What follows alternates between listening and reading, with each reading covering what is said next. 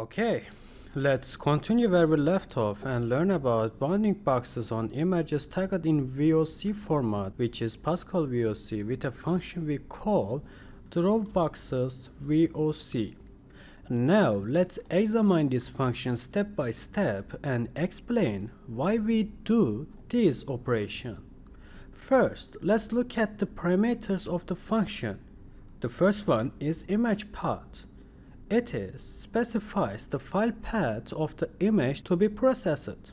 And also the second one is file extension. Represent the extension of the image such as JPG or .png. And also the third one is class names, is a list containing the class names of the objects. At the beginning of the function, we load the image from the file path with image matrix variable. We do this using OpenCV, and as a result we get a NumPy array. Next, we start processing the Pascal VOC format tag file in XML format. With the expiration you see here, we change the extension of the image file to .xml and open the tag file as an XML3. Afterwards, we reach the root node of the XML3 with root variable. This will allows us to traverse the entire XML file starting from the root level. Now, let's find the objects and start processing them. We find every object tag in the XML file with the for object in root.findAll function, and also this is a loop.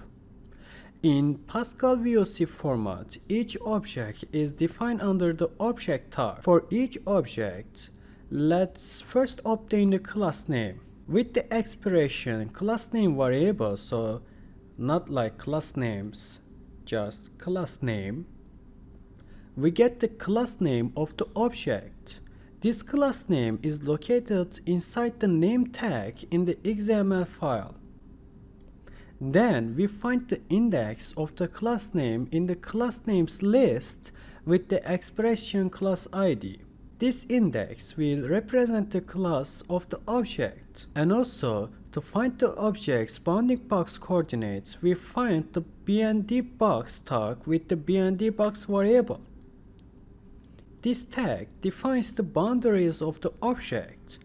And also, then we created some variables about coordinates. Since these coordinates are kept as text in the XML file, we convert them to integer type. That's why we did something like this for x minimum, y minimum, x maximum, and y maximum. Alright, so now let's choose a color according to the class of the object. We specify an object-specific color with the color variable. And also we called our getColor class function.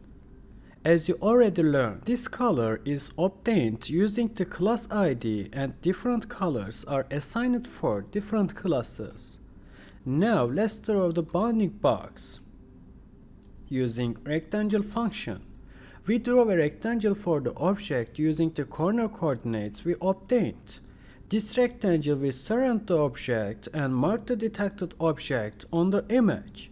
And finally, let's display the object's class name on the image with putTextRect function in special module file. In this way, we can see which objects belongs to which class. And also, finally, we return the processed image, which return image operation. This image will have bounding boxes drawn and class names written. So it's very simple. Alright my dear friends, in this lesson we learn about our third function, which name is drawBoxes VOC. So now let's move on to our next lesson and let's complete our YOLO checker Python file.